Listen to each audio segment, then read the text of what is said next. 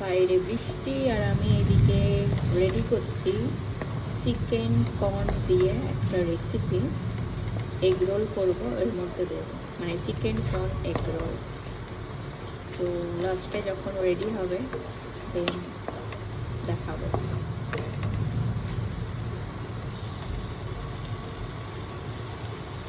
এই প্রথমবার হয়তো আমি করতে চলেছি।